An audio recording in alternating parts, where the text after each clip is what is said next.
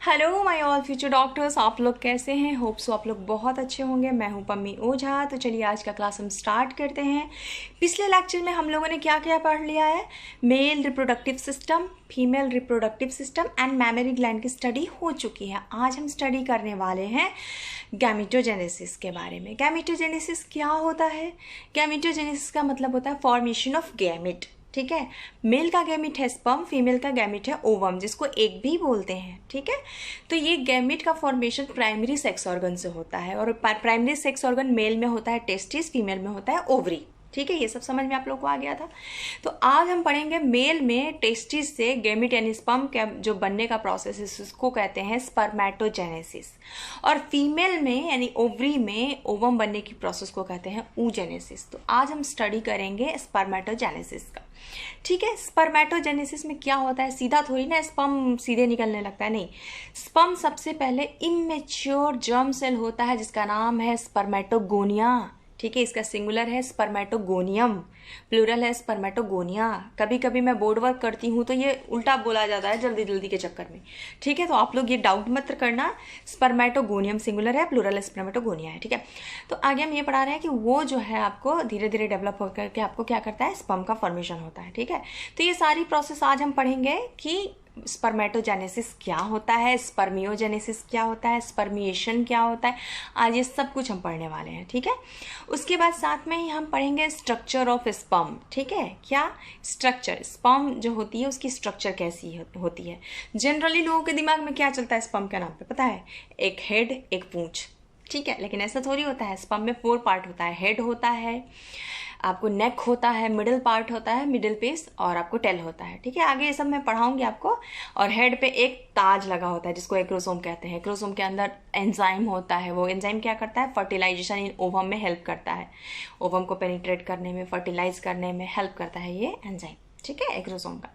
तो चलिए आज का क्लास हम स्टार्ट करते हैं। बहुत सारी बातें हो गई, लेट्स बिगिन इट। और हाँ, एनसीईआरटी जितना दे रहा है पहले उसको कवर करिए। प्रीवियस ईयर 12 ईयर का क्वेश्चन बनाइए, और इससे ज़्यादा इधर उधर की बातों में नहीं जाइए। फालतू क्वेश्चन आप लोग करते हो। ठीक है, तो ऐसा है कि वो सब एमबीबीएस में जाना तो डिटेल में सेक्शन काट काट के पढ़ते रहना। ठीक है, प्रैक्टिकली जितना अभी नीट निकालने की ज़रूरत है, टाइम है नहीं। ठीक है, तो जितना टाइम बचा है ना उसमें पहले बायो जल्दी पढ़ो और फिजिक्स केमिस्ट्री पर टाइम दो। अदरवाइज 2021 भी निकल जाएगा बच्चों। इधर उधर की फालतू क्वेश्चंस तो कमेंट बॉक्स में करते हो जिसका दूर दूर तक रिश्ता नहीं है नीट से।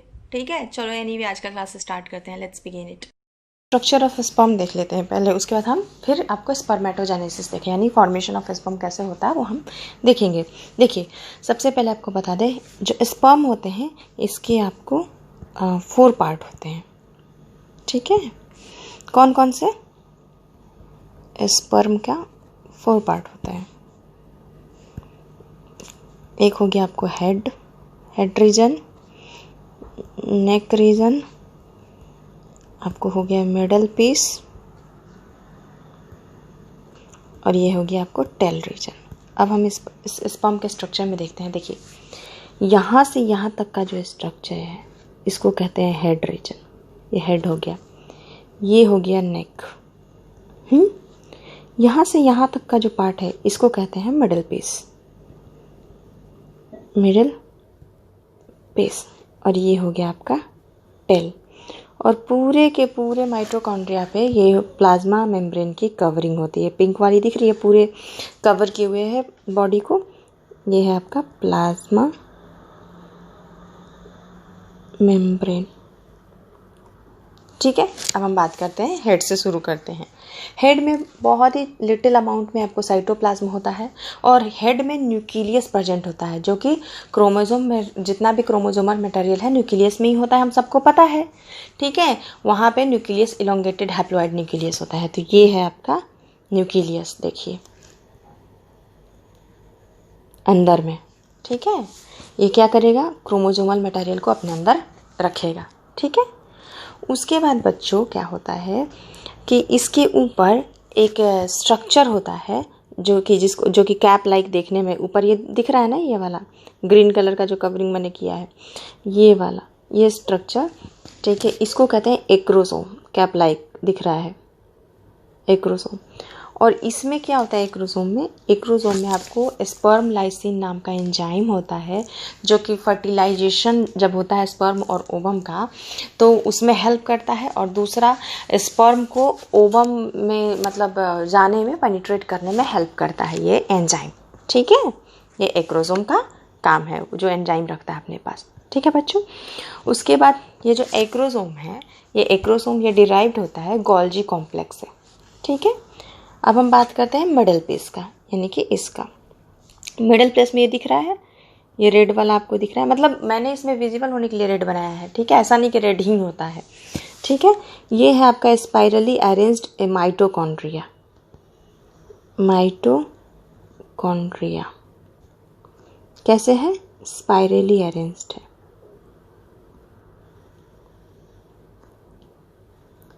स्पाइरली अरेंज्ड है, और आपको हर स्पर्म में 25 to 30 होता है माइटोकॉन्ड्रिया।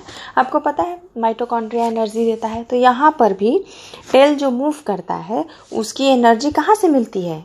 इसी माइटोकॉन्ड्रिया से मिलती है, यानी मिडिल पीस से मिलती है। ये जो मिडिल पीस में जो माइटोकॉन्ड्रिया है, ये स्पर्म की मोटिलिटी को फैसिलिटेट करता है। ठीक है, स्पर्म में जो मोटिलिटी, जो चलने की कैपेसिटी है दौड़ने की, ये आपको आती है इसी माइटोकॉन्ड्रिया के एनर्जी से। इसीलिए इसको पावर हाउस ऑफ स्पर्म भी कहा जाता है। किसको?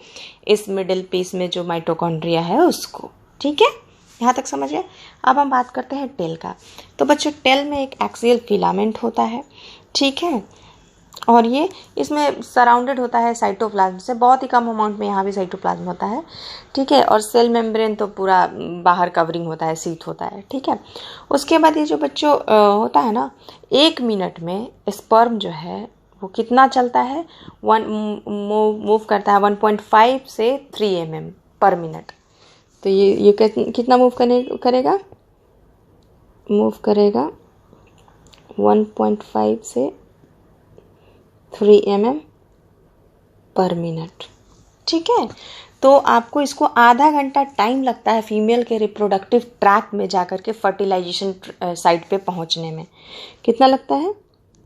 फर्टिलाइजेशन साइट पर पहुंचने में इसको 30 मिनट का टाइम लगता है आफ्टर क्वाइटस। ठीक है, देखिए एक बात और आपको बताते हैं। एक बच्चे ने हमें बार बार मैसेज किया था क्वाइटस क्या हो, क्वाइटस मैंने पढ़ा दिया है बाबा। जब मेल अपने पीनियस के थ्रू फीमेल के वजाइना में स्पर्म को इजेक्ट करता है, उसको हम क्वाइटस कहते हैं, इंसेमिनेशन कहते हैं। ठीक है, तो बच्चों क्या होता है कि एक क्वाइटस में आपको 200 to 300 millions of sperm eject होता है।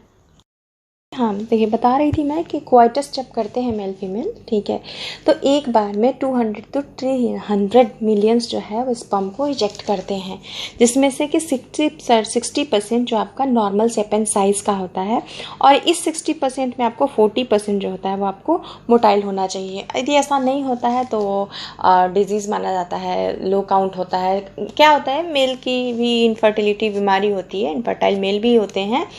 क्या होता है, कभी कभी उनकी काउंट कम होती है, कभी कभी काउंट अच्छी होती है तो उनकी मोटिलिटी रेट अच्छी नहीं होती है स्पर्म की। ठीक है, तो ये सब बीमारी होती है। ऐसे मेल लाइफ टाइम प्रोड्यूस करते हैं स्पर्म, बट क्या होता है उनको भी डिजीज़ होती है ना, तो ये सब प्रॉब्लम्स आती हैं। ठीक है, तो चलिए आगे देखते हैं। अब आगे कह रहा है क्या कि हमारा स्पर्म बना सेमनीफेरस ट्यूब्यूल में, सब बातें हो गई थी। वहाँ से चला रेटी टेस्टिस में, वहाँ से चला वास इफ्रेंसिया, वास इफ्रेंसिया से टेस्टिस से बाहर निकलता है, याद रखना है, ई से इफ्रेंसिया और ई से एग्जिट, ये ई।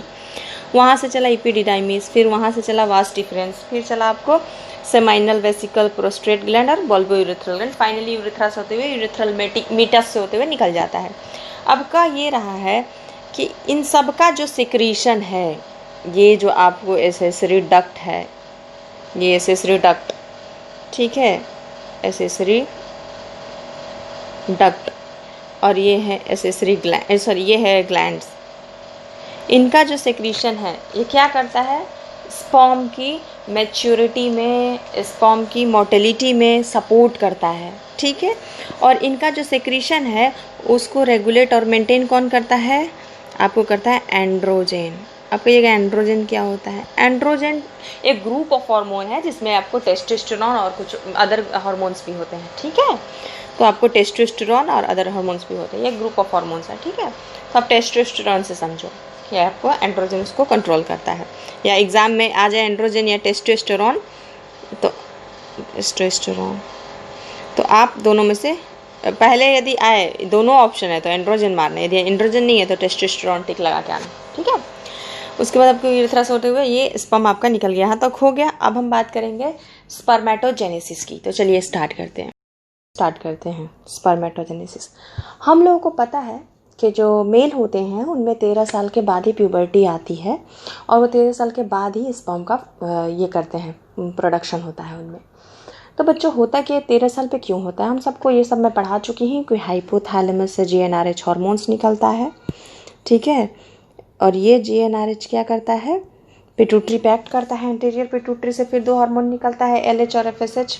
LH जो है वो एक्ट करता है लेडिक सेल्स पे, वहाँ से टेस्टोस्टेरोन का सिक्रेशन होता है, और FSH जो है वो एक्ट करता है सर्टोली सेल पे, ठीक है, और ये क्या करता है, एंड्रोजन बाइंडिंग प्रोटीन का और इनहिबिन का सिक्रेशन करता है, ठीक है। तो ये जो टेस्टोस्टेरोन निकलता है ना बच्चों, ये कुछ चला जाता है सेमिनिफेरस ट्यूब्यूल में स्पर्मेटोगोनिया के पास स्पर्म को प्रोडक्शन के लिए, और कुछ जो है वो ब्लड में चला जाता है मेल के सेकेंडरी सेक्स कैरेक्टर, जैसे आवाज़ का भारी हो जाना, दाढ़ी मूंछ आ जाना, सेकेंडरी सेक्स कैरेक्टर है ये सब मेल का, ठीक है। मस्कुलर पूरा ये हो जाना, बॉडी हो जाना, ये सब मेल का सेकेंडरी सेक्स कैरेक्टर होता है, ठीक है। तो ये सब कुछ ब्लड में चला जाता है, ब्लड वेसल्स के थ्रू पूरे बॉडी में तो डेवलप हो जाता है क्या, टेस्टोस्टेरोन, ठीक है। अब हम बात कर रहे हैं बच्चों कि जैसे कि हम यहाँ देख लेते हैं, जैसे कि मान लो कि आपका यह है टेस्टिस में हम पढ़े थे 250 टेस्टिकुलर लोब्यूल होता है इस तरीके से, इसमें बहुत सारे सेमनीफेरस ट्यूब्यूल होते हैं, ठीक है। किसी एक सेमनीफेरस ट्यूब्यूल को काट करके हम यहाँ देख रहे हैं, ठीक है। तो हम क्या देख रहे हैं, हमने आपको पढ़ा चुका है, इसमें कुछ ये जो आपको दिख रहा है, ये इस तरह का ये सेल, ये वाला सेल, ये वाली सेल, ये जो सेल है ये वाली, इस सेल का नाम हमने क्या बोला था, सर्टोली सेल। इसका काम क्या था, नरिश करना स्पर्म का, ठीक है, नर्स के तरह काम, जैसे नर्स कैसे नरिश करती है पेशेंट का, वैसे ही यह है आपको सर्टोली सेल, ठीक है। अब इस सर्टोली सेल के बीच में आपको बताई थी कि स्पर्मेटोगोनिया होती है, ठीक है, स्पर्मेटोगोनिया यहाँ सर्टोली सेल के बीच में होगा, ठीक है। अभी क्या होता है बच्चों कि एक मिनट यहाँ बताती हूँ। अभी क्या होता है कि जो आपका स्पर्मेटोगोनिया है वो आपको स्टेम सेल है। स्टेम सेल क्या होता है, स्टेम सेल वो सेल है जिसमें माइटोसिस होकर के अनलिमिटेड नंबर में उसका प्रोडक्शन होता है, वो कभी ख़त्म नहीं होता। इसमें माइटोसिस होगा और अपना नंबर बहुत ज़्यादा बढ़ा लेगा, ठीक है। तो स्पर्मेटोगोनिया आपको स्टेम सेल है बच्चों, ठीक है।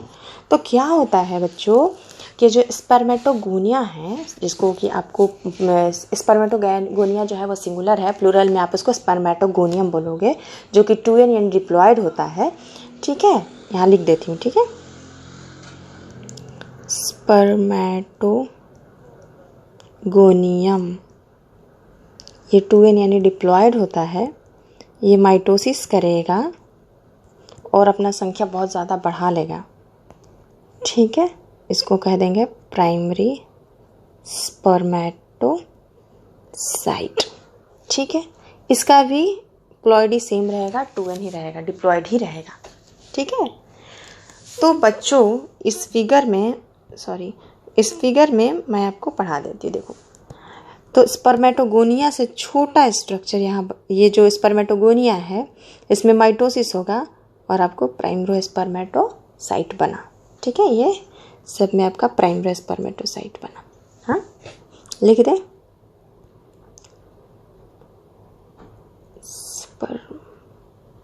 स्पर्मेटोसाइट। अब बच्चों क्या होता है कि प्राइमरी स्पर्मेटोसाइट में मियोसिस होगा। मियोसिस होगा तो क्या होता है, प्लॉयडी हाफ हो जाती है, यानी कि 2n है तो ये n हो जाएगा, ठीक है। अब इसमें क्या होगा, यहाँ पे कि आपको प्राइमरी स्पर्मेटोसाइट में मियोसिस होगा,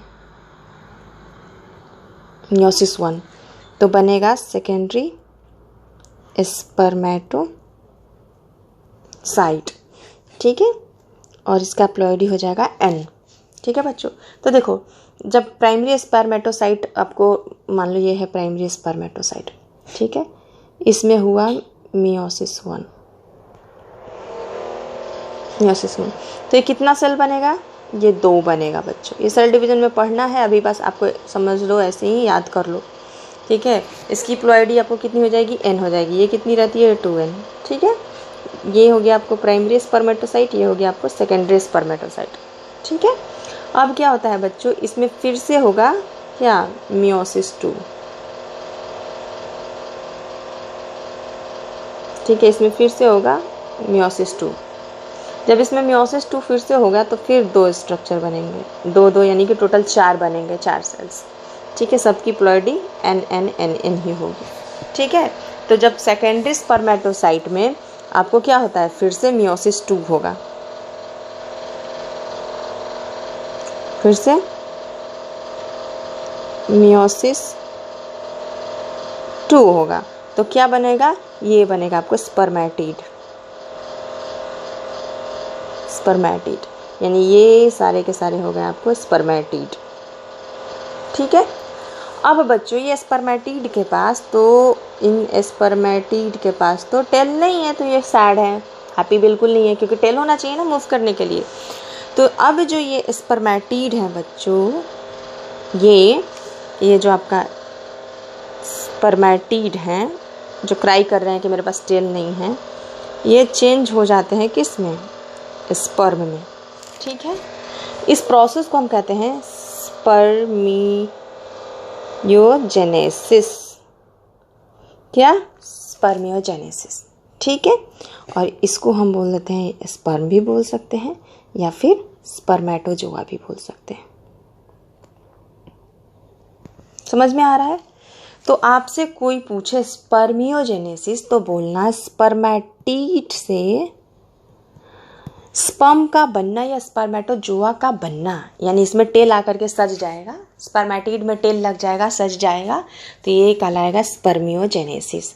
और स्पर्मेटोजेनेसिस क्या हुआ, ये पूरा प्रोसेस, ये जो आपका है ये पूरा प्रोसेस और साथ में ये पूरा प्रोसेस, ठीक है, ये पूरा प्रोसेस, ठीक है, ये और ये पूरा मिला करके हो जाएगा आपको स्पर्मेटोजेनेसिस। 2 वर्ड मैंने पढ़ा, स्पर्मेटोजेनेसिस पूरा प्रोसेस, स्पर्मेटोगोनिया से स्पर्म बनने तक का प्रोसेस, ठीक है। लिख दे, स्पर्मेटोगोनिया से स्पर्म बनने तक का प्रोसेस, ठीक है। और स्पर्मियोजेनेसिस क्या है, स्पर्मेटिड से स्पर्मेटोजोआ बनने की प्रोसेस, ठीक है। यहाँ तक कोई कंफ्यूजन आप लोगों को नहीं होगा, ठीक है। आगे देखिए, अब हम आपको बात करते हैं, नेक्स्ट कलर चूज कर लेती हूँ पहले। अब क्या होता है बच्चों, जो स्पर्मेटोगोनियम होता है, देखिए ये स्ट्रक्चर में देखिए, ये जो स्पर्मेटोगोनियम है, अभी इसमें थोड़ा हम आपको डायग्राम में समझा देते हैं। ये तो प्राइमरी स्पर्मेटोसाइट हो गया, अभी प्राइमरी स्पर्मेटोसाइट में मियोसिस होगा, ठीक है। अभी मियोसिस करा देते हैं, प्राइमरी स्पर्मेटोसाइट में मियोसिस होगा तो और भी सेल बनेंगे, ठीक है। ये बन गए सेकेंडरी स्पर्मेटोसाइट, सेकेंडरी स्पर्मेटोसाइट बन गया, ठीक है। अभी सेकेंडरी स्पर्मेटोसाइट में भी हमने यहाँ पे आपको पढ़ाया क्या होता है, यहाँ पे मियोसिस 2 होगा तो स्पर्मेटिड बनाना है, तो इस फिगर में चलिए अब स्पर्मेटिड भी बना लेते हैं बच्चों। चलो अभी क्या करना है, एक बार फिर मियोसिस 2 कराना है और अब हम बनाएंगे आपको स्पर्मेटिड। ये सब सर्टोली सेल से अटैच रहेंगे, क्यों, क्योंकि इनको नरिशमेंट मिलता है, ठीक है। तो ये बन गया आपको क्या, ग्रीन वाला ये हो गया आपको स्पर्मेटिड। ऊपर की तरफ दिख रहा है ना, नीचे से ऊपर की तरफ वो बनता जा रहा है स्ट्रक्चर स्पर्मेटिड। ये सर्टोली सेल से अटैच रहेंगे ताकि उनसे उनकी नरिशमेंट मिलते रहे, ठीक है। माँ होती है, केयर करती है, ठीक है। अभी बच्चों इसमें पूछ नहीं आया है, स्पर्मेटोजोआ नहीं बना है, ठीक है। तो हमने अभी पढ़ाया कि आपको स्पर्मियोजेनेसिस के थ्रू इसमें टेल आ जाएंगे, पूछ आ जाएंगे, तो तब भी ये जो है माँ के साथ यानी सर्टोली सेल के साथ ही अटैच होंगे, इसमें टेल आ जाएगा ना पूछ। रुकिए दूसरा कलर ले लेती हूँ। मान लीजिए स्पर्म है, इसका हेड जो है ना सर्टोली सेल में ही एम्बेडेड होगा, ये पूछा गया, देखिए, लेकिन हेड जो है सर्टोली सेल में ही एम्बेडेड होगा, ठीक है, ये अभी सर्टोली सेल में ही एम्बेडेड है। तो आपको एक बात बता दें कि एक प्रोसेस होता है स्पर्मिएशन। इसमें क्या होता है, स्पर्म जो है सर्टोली सेल से रिमूव होकर के ल्यूमेन में चला जाता है। ये है ल्यूमेन, बीच का जो खाली स्पेस है ये है ल्यूमेन। अब ये क्या होगा, ये जो स्पर्म का हेड जो है वो आपको सर्टोली सेल में है, घुसा हुआ, एकदम बेचैन है, पोंछ पीछे हिल रहा है कि हमको निकलना है। अब ये स्पर्म निकल करके कहाँ पहुँच गया, ये स्पर्म निकल करके पहुँच गया आपको यहाँ ल्यूमेन में, ठीक है। और इसी प्रोसेस को एक्चुअली कहते हैं स्पर्मिएशन, ठीक है। बट एनसीईआरटी क्या बोली है, आप देखो, इसी प्रोसेस को, ये ल्यूमेन में आ गया, इसको कहते हैं स्पर्मिएशन। एग्जैक्टली यही होता है, बट एनसीईआरटी में थोड़ी लाइन देख लेते हैं क्या है। एनसीईआरटी का लाइन है, ऐसा होता है रियल में जो मैंने बताया आपको, लेकिन एनसीईआरटी का लाइन क्या है कि finally released from seminiferous tubule. ये जो आपका स्पर्म है इस सेमनीफेरस टिब्यूल से रिलीज होता है, इस प्रोसेस को स्पर्मिएशन बोल रहा है। तो आप लोग एनसीईआरटी जो बोल रहा है वही टिक करके आइएगा। मैंने क्या किया, मतलब ये रियल प्रोसेस है, मैंने नहीं किया, रियल में ऐसा होता है कि पहले सर्टोली सेल से अलग होकर के ल्यूमेन में जाता है, ठीक है, और तब आपको सेमनीफेरस टिब्यूल से बाहर आता है, ठीक है। तो ये पूरे प्रोसेस को हम बोल देंगे स्पर्मिएशन, ठीक है। तो एनसीईआरटी सीधे सिर्फ डायरेक्ट बोल रहा है क्या कि सेमनीफेरस टिब्यूल से बाहर निकलने के प्रोसेस को, स्पर्म के बाहर निकलने के प्रोसेस को स्पर्मिएशन कहते हैं, ठीक है। तो आप लोग वही टिक करके आना, सेमनीफेरस टिब्यूल से रिलीज होगा, ठीक है। तो ये रहा आपका स्पर्मिएशन, यहाँ तक हो गया आपका। आई होप सो आपका कोई प्रॉब्लम नहीं होगा, ठीक है। एनसीईआरटी रिव्यू देख लेते हैं, गैमेटोजेनेसिस, ठीक है। कह रहे हैं बच्चों, प्राइमरी सेक्स ऑर्गन मैंने बताया क्या, ओवरी फीमेल में, टेस्टिस मेल में, प्रोटेक्शन ऑफ गैमेट करेगा, स्पर्म एंड ओवर निकालेगा बाय द प्रोसेस गैमेटोजेनेसिस। मैंने पढ़ाया था कि गैमेटोजेनेसिस एक ऐसी प्रोसेस है जिसमें मेल जो है स्पर्म निकालेगा, फीमेल जो है ओवम निकालेगी, और इस प्रोसेस को हम कहते हैं गैमेटोजेनेसिस। किस चीज़ से, मेल निकालेगा आपको टेस्टिस से, फीमेल ओवरी से, ठीक है। इसलिए प्राइमरी सेक्स ऑर्गन जो है मेल का टेस्टिस है और फीमेल का ओवरी है, ठीक है। उसके बाद देखिए, in testis immature male germ cell जो होता है, ये जो स्पर्मेटोगोनिया होता है जो कि इमेच्योर होता है, ठीक है, produce sperms by spermatogenesis that begins at puberty. हो गया था, स्पर्मेटोगोनिया सिंगुलर जो होता है वो आपको स्पर्मेटोगोनियम हो जाएगा, present on the inside wall of seminiferous tubule, multiply by mitotic division and increase in number. आपको पढ़ाया कि मैं स्पर्मेटोगोनिया माइटोटिक डिवीजन क्यों करती है, ताकि अपना नंबर्स बहुत ज़्यादा इंक्रीज कर सके, कभी ख़त्म ना हो, ठीक है। ईच स्पर्मेटोगोनियम इज डिप्लॉयड, हर एक स्पर्मेटोगोनियम डिप्लॉयड होता है, ये सब मैं पढ़ा चुकी हूँ। Contain 46 chromosome and some of spermatogonia called primary spermatocyte. मैंने पढ़ाया था कुछ स्पर्मेटोगोनिया में माइटोसिस जिसमें होगा वो आपको प्राइमरी स्पर्मेटोसाइट बनाएंगे, और फिर प्राइमरी स्पर्मेटोसाइट में पीरियडिकली जो है मतलब इंटरवल पे चलेगा मियोसिस, ठीक है। अब primary spermatocyte complete the first meiotic division यानी रिडक्शन डिवीजन। क्यों, इसकी प्लॉइडी जो है वो आधी हो जाती है, डिप्लॉयड से हैप्लॉयड हो जाता है, ठीक है। जो प्राइमरी स्पर्मेटोसाइट डिप्लॉयड होता है उसमें पहला जो रिडक्शन डिवीजन होगा यानी मियोटिक डिवीजन, तो वहाँ पे उसकी प्लॉइडी हाफ हो जाती है। तो यही कह रहा है कि 23 क्रोमोजोम हो जाएगा। पहले कितना रहता है, 44 प्लस XY होता है, 44, 45, 46 क्रोमोजोम हो गया। अभी आफ्टर मियोसिस कितना हो गया, 44 का आधा 22 प्लस X 22 प्लस Y, ठीक है। उसके बाद देखो दो सेल में बढ़ जाता है पहली मियोटिक डिवीजन के बाद। The secondary spermatocyte undergo meiotic division produce 4। एक उसके बाद कह रहा है कि दूसरा जो मियोटिक डिवीजन होता है वो माइटोसिस की तरह ही होता है, प्लॉइडी सेम रहती है, बस संख्या 2 और बढ़ जाएगी तो 4 हो जाएगा, ठीक है। स्पर्मेटिड बनाता है। What would be the number of chromosome in the spermatids, ये इसका आंसर आप लोग मुझे कमेंट बॉक्स में करोगे। The spermatid are transformed, comment box में या फिर व्हाट्सअप जो भी है मेरा कॉन्टैक्ट नंबर जिसके पास टेलीग्राम है व्हाट्सअप है, मेल है, जो भी है इस पर रिप्लाई करेगा। कई बार कमेंट बॉक्स हम देख भी लेते हैं, कई बार नहीं देखते हैं, ठीक है। The spermatid are transformed into spermatozoa, यानी स्पर्मेटिड, मैंने क्या बताया था, ये स्पर्मेटिड सैड है, अब इसको पूंछ चाहिए, ठीक है। तो इसके अंदर जब पूंछ लग जाएगा, इस प्रोसेस को कहते हैं स्पर्मियोजेनेसिस, ठीक है। After spermiogenesis sperm head become embedded. Actually ये आफ्टर कर रहा है, बट क्या होता है, जो स्पर्म नरिश करता रहता है सर्टोली सेल, तो इसका हेड जो है सर्टोली सेल में ही रहता है, और finally release from सेमनिफेरस tubule called spermiation. ये सब बातें मैंने आपको कर दी है, ठीक है। प्रॉब्लम है तो मेरे को पूछ सकते हो आप लोग कमेंट बॉक्स में, ठीक है।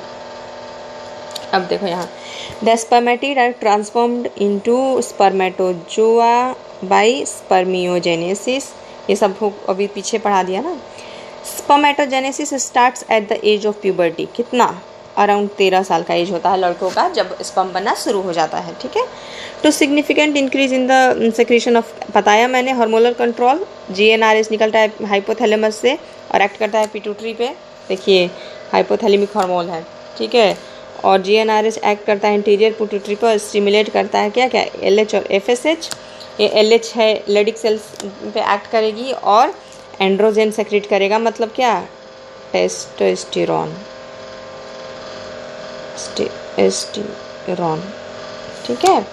और एंड्रोजन इन टर्न से स्टिमुलेट द प्रोसेस ऑफ, और एंड्रोजन ही स्पर्मेटोजेनेसिस के प्रोसेस को स्टिमुलेट करेगा। मैंने क्या पढ़ाया था कि जो टेस्टोस्टेरोन है चला जाएगा कहाँ, सेमनिफेरस ट्यूब्यूल्स में, आपको स्पर्मेटोजेनेसिस की प्रोसेस को स्टिमुलेट करने के लिए, ठीक है। और कुछ चला जाता है ब्लड में, जो मेल का सेकेंडरी सेक्स कैरेक्टर आता है, जैसे हेवी वॉइस होना, मस्कुलर बॉडी हो जाना, हेयर पैटर्न हो जाना, वगैरह वगैरह, ठीक है। तो FSH act on Sertoli cell, FSH जो है आपको सर्टोली सेल पे काम करेगा। वो क्या करेगा, ये एस्टिमुलेट करेगा आपको secretion of some factors which help in process of spermiogenesis. मतलब FSH कुछ ऐसे सेक्रीशंस निकालता है जिसका काम क्या है, हेल्प करेगा किस चीज़ में, स्पर्मेटिड से स्पर्म बनने के प्रोसेस में, ठीक है। इसको स्पर्मियोजेनेसिस कहते हैं। समझ में आता आया। अब चलिए स्ट्रक्चर देख लेते हैं। Let us examine the structure, पहले इसको देख लेते हैं, ठीक है। देखिए ये हो गया आपको हेड, यहाँ से यहाँ, ये है नेक, ये है मिडल पीस, और ये है टेल। दिख रहा है आप लोगों को। देखिए ये प्लाज्मा मेम्ब्रेन का कवरिंग है, मैंने ये पढ़ाया। ये ऊपर एक्रोसोम है, यहाँ स्पर्म लाइसिन नाम का क्या होता है, एंजाइम होता है एक्रोसोम में। ये बीच में है न्यूक्लियस, क्या कंटेन करता है, DNA RNA, ठीक है। मिडिल पीस में ये देखिए माइटोकॉन्ड्रिया है, क्या देगा, एनर्जी सोर्स फॉर स्विमिंग। ये फीमेल ट्रैक्ट में, जब क्वाइटस के बाद ये जाता है फीमेल ट्रैक्ट में, ठीक है, तो ये स्विम करता है ना, चलता है ना, मूव करता है ना, ठीक है। तो ये माइटोकॉन्ड्रिया है, एनर्जी देता है, इसलिए माइटोकॉन्ड्रिया को कहते हैं पावर हाउस ऑफ स्पर्म, ठीक है। तो चलिए यहाँ तक बात होगी, तो NCERT पढ़ लेते हैं क्या बोल रहा है। Let us examine the structure of sperm. It is a microscopic structure. ये ऐसे थोड़ी ना दिखता है, माइक्रोस्कोप में ही दिखता है ऑब्वियसली। इसमें क्या क्या होता है, हेड होता है, नेक होता है, मिडिल पीस होता है, टेल होता है, हो गया। अब प्लाज्मा मेम्ब्रेन जो है पूरे बॉडी को कवर किए रहता है। Sperm head contain elongated haploid nucleus, anterior portion covered which cap like structure acrosome. बढ़ाया, the acrosome is filled with enzyme that help in fertilisation of ovum. बताया था कि एक तो ओवम को फर्टिलाइजेशन में हेल्प करता है, दूसरा स्पर्म को ओवम में जाने में हेल्प करता है, ठीक है।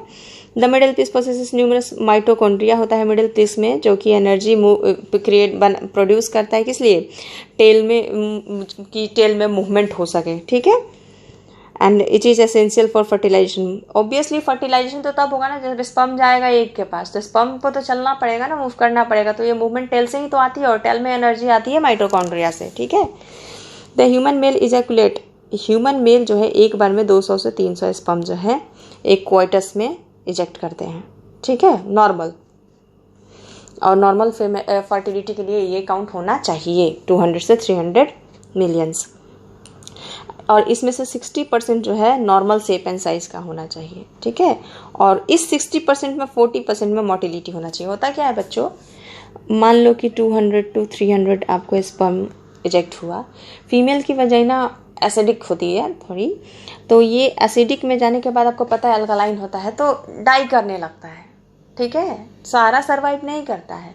तो इसमें से 60% जो हेल्दी होते हैं वो करेंगे एडजस्ट, उसके बाद फिर उसमें से 40% मोटाइल होंगे, और उसके बाद भी क्या होता है कि आपको ये रास्ते में इनको स्ट्रगल करने पड़ती है, तरह तरह से आगे बढ़ेंगे। फीमेल के ट्रैक में जाने के बाद फर्टिलाइजेशन उतना आसान प्रोसेस भी नहीं है कि सीधा स्पर्म डाल दिया, फर्टिलाइजेशन हो गया, बेबी हो गया। ठीक है, तो चलिए आगे पढ़ते हैं, ये सब बाद में बातें करेंगे जब आएगी ये टॉपिक हमें पढ़ने के लिए। ठीक है, sperm released from seminiferous tubule and transported by accessory duct, secretion of epididymis, vas deferens, seminal vesicle, prostate and are essential for maturation and motility of sperm। मैंने बताया कि sperm के maturation के लिए और motility के लिए इनका secretion जरूरी है, आपको पहले भी बताई थी। seminiferous tubule में sperm बनता है और mature होता है epididymis में। ठीक है, the seminiferous plasma along with sperm constitute semen। semen क्या होता है बच्चों? ये स्पर्म और सेमाइनल वेसिकल होता है ना, उसकी सेक्रीशंस होती है सेमाइनल प्लाज्मा, ये दोनों मिलकर के सीमेन कहलाती है बच्चों। ठीक है, the function of male accessory duct and gland are maintained by, जो एसेसरी डक्ट और ग्लैंड है इनमें से जो सेक्रीशन निकलता है इसको रेगुलेट कौन करता है, कौन निकालता है? ये सब टेस्टिकुलर हार्मोन एंड्रोजन का काम है ये सब सेक्रीशंस निकालना। ठीक है, तो चलो यहाँ पे स्पर्मेटोजेनेसिस फिनिश हो गई है, हम नेक्स्ट डे हम oogenesis स्टार्ट करेंगे। ओके।